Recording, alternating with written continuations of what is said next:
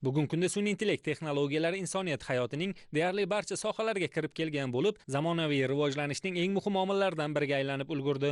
Ushbu texnologiyalar yordamida katta hajmdagi ma'lumotlarni tezkor qayta ishlash, murakkab jarayonlarni avtomatlashtirish va aniq prognozlar berish imkoniyati paydo bo'ldi. Bu esa nafaqat texnologik taraqqiyotni, balki iqtisodiy samaradorlikni ham oshirmoqda.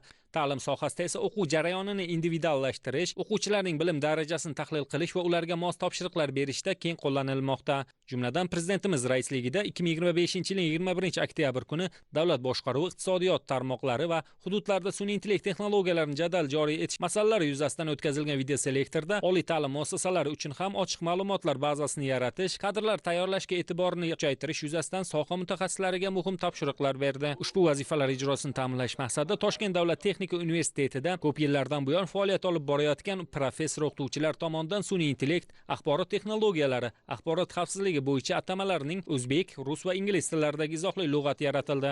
Ushbu sohada tahsil olayotgan bakalavr va magistratura talabalari professor o'qituvchilar uchun ma'lumotlar bazasi bo'lib xizmat qilmoqda. Universitetimizda ko'p yillardan beri faoliyat yuritib kelayotgan professor o'qituvchilar tomonidan sun'iy intellekt, axborot tizimlari va texnologiyalar, axborot xavfsizlik sohalarida atamalarning o'zbek, rus hamda ingliz tilidagi izohli lug'atlari yaratildi. Davlatimiz rahbar raisligida sun'iy intellekt texnologiyalarini joriy etishni jadallashtirish yuzasidan o'tkazilgan videoselektorda oliy ta'lim muassasalariga bir qator vazifalar berildi. Ushbu vazifalarning ijrosini Toshkent davlat texnika universitetida bajarish maqsadida sun'iy intellekt, axborot texnologiyalari tizimlari, axborot xavfsizligi sohalari bo'yicha atamalarning o'zbek, rus hamda ingliz tillaridagi izohli lug'ati yaratildi. Bu esa o'z navbatida ochiq ma'lumotlar bazasini shakllantirishda hamda tahsil olayotgan bakalavriatura, magistratura talabalarimiz, doktorantlar hamda yosh professor o'qituvchilarimizga asosiy qo'llanma bo'lib xizmat qiladi. Shu bilan birgalikda davlatimiz rahbari oliy ta'lim muassasalarida sun'iy intellekt sohasi bo'yicha kadrlar tayyorlashga jiddiy bir e'tibor qaratish lozimligini ta'kidlab o'tdi. Bu sohada Toshkent davlat texnika universiteti hozirgi kunda nufuzli oliy ta'lim muassasalari bilan hamkorlikda sun'iy intellekt magistratura mutaxassisliklari bo'yicha 1+1 qo'shma ta'lim dasturlarini ochish bo'yicha kelishuvlar amalga oshirildi. Talabalarimizning dars jadvallari, talabalarimizning murojaatlari va ularning o'quv grafiklari raqamlashtirilgan holda tashkil etilgan bo'lib, bu esa o'z navbatida sarflanayotgan vaqtni kamaytiradi hamda ishning aniqlik darajasini oshirishga xizmat qiladi.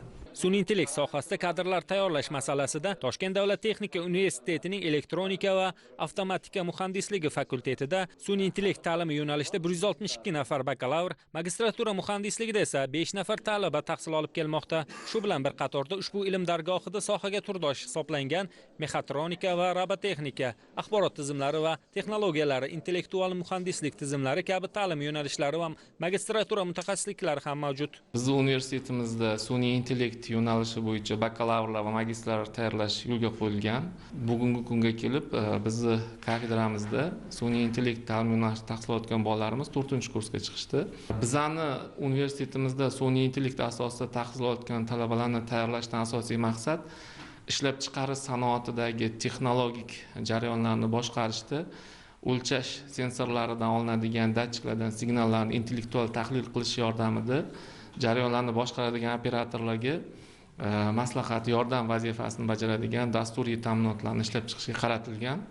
Kafedramizda bugungi kunda sun'iy intellekt texnologiyalarini qo'llash bilan birgalikda sanoat 4.0 konsepsiyasi asosida ishlab chiqarish texnologiyalarini nazariy asoslarini takomillashga qaratilgan fundamental loyihamiz ham mavjud. 4 yilga mo'ljallangan. Bizning kafedramizda raqamli texnologiyalar va sun'iy intellekt ixtisosligi bo'yicha falsafa doktori va fan doktori dissertatsiyalarini himoya qilish bo'yicha bir martalik ilmiy kengash faoliyat yuritadi. Bugungi kunda bitta kafedramizda professorimiz aynan raqamli texnologiya va sun'iy intellekt yo'nalishi bo'yicha fan doktori darajasini olgan. Xitoy Xalq Respublikasini Shandon fanlar akademiyasi bilan hamkorligimiz yo'lga qo'yilgan. Kafedramizning ilmiy o'quv laboratoriyasi bugungi kunda 2 kompyuter klass bilan ta'minlangan va shu bilan birgalikda universitet rahbariyatimiz yana ham zamonaviy laboratoriya qurilmalarini olish ustida ishlar olib borilmoqda.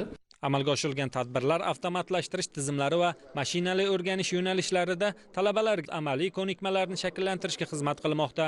Joriy yil sentyabr oyida universitetda raqamli va intellektual texnologiyalar ustaxonasi ishga tushirildi.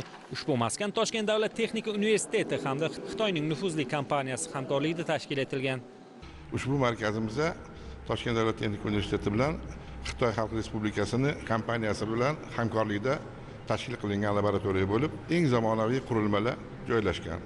Laboratoriya intellektual va raqamli texnologiyalarga asoslangan o'quv markazi deb nomlanadi. Shuning uchun bu yerda ham intellektual tizimlar bo'yicha yetarli jihozlar bor, ham robot texnik tizimlar bo'yicha yetarli jihozlarimiz bor. Bu stend yuritmalar bilan datchiklarini, ya'ni sezgi vositalarini o'rganish uchun xizmat qiladigan qurilmalar. Eng oxirgi zamonaviy texnologiyalarga asoslangan bo'lib, bularning yordamida biz talabalarni shu qurilmalarda ishlashga o'rgatamiz, ular korxonalarga tayyor mutaxassis bo'lib boradi.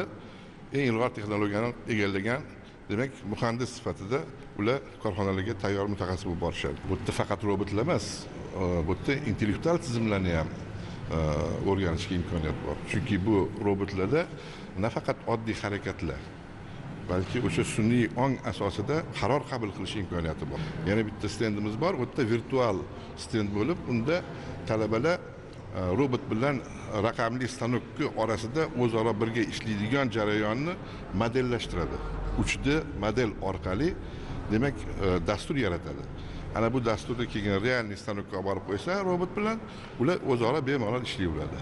Alohida programmalashtirish jarayoni, murakkab bo'lgan jarayonni bu yerda avtomatik ravishda loyihalashga dastur avtomatik paydo bo'ladi. Ushbu muassasada 10 ta bakalavr ta'lim yo'nalishi va 12 ta magistratura mutaxassisliklari mavjud bo'lib, o'quv rejalari dunyo reytingida top 300 talikka kiruvchi nufuzli xorijiy oliy ta'lim muassasalari dasturlari asosida ishlab chiqarish korxonalari bilan kelishgan holda shakllantirilgan. Hozirda mana shu universitetimizda soha bo'yicha, sun'iy intellekt sohasi bo'yicha bizda qator chuqurlashtirilgan fanlar o'tadi. Neyron tarmoqlari, algoritmlarni loyihalashtirish, kiberxavfsizlik va sun'iy intellekt asoslari kabi bir qancha fanlarni o'qitib boryapmiz. Markazda asosan kuchli professor o'qituvchilar tomonidan talabalarga dars beriladi. Bu darslarni rivojlantirish, sohalarni qo'llash bizga kelgusida ancha yutuqlarga erishishimizga, Markaziy Osiyoda masalan hozir sun'iy intellekt sohasi bo'yicha birinchi o'rinni egallayapmiz. Kelgusi harakatlarda mana shu sohada yana hamki yutuqlarga erishishimiz uchun, darajani mustahkamlab olishimiz uchun asos va turtki bo'ladi. Mazkur xonalarda, laboratoriyalarda bizga o'tilayotgan darslardan sun'iy intellektda bemalol foydalanishimiz, o'sha asosan tibbiyot sohalari va davlat organlarida ham bemalol qo'llash, ishchi kuchini, ishchi aniqligini juda oshirishga xizmat qiladigan qator loyihalarimiz, maqsadlarimiz, harakatlarimiz mavjud. Haftada o'zi 5 kun darsimiz bor, lekin bu yerga kelishimiz, bu laboratoriyadan foydalanishimiz cheklanmagan. Faqat dars paytlari emas, darsdan bo'sh paytlarimiz ham bemalol kelib ustozlar nazorati ostida bu stendlardan, loyihalardan, dasturlardan bemalol foydalana olamiz. Bu bizning erkinligimiz ta'minlangan, o'rganishimiz cheklanmagan, barcha imkoniyatlar yaratilgan. Xulosa qilib aytganda, sun'iy intellekt insoniyat oldida ulkan imkoniyatlar eshigini ochmoqda. Undan to'g'ri foydalanish esa ham iqtisodiy, ham ijtimoiy jihatdan barqaror va samarali rivojlanishning asosiy omillaridan biri bo'lib xizmat qilmoqda.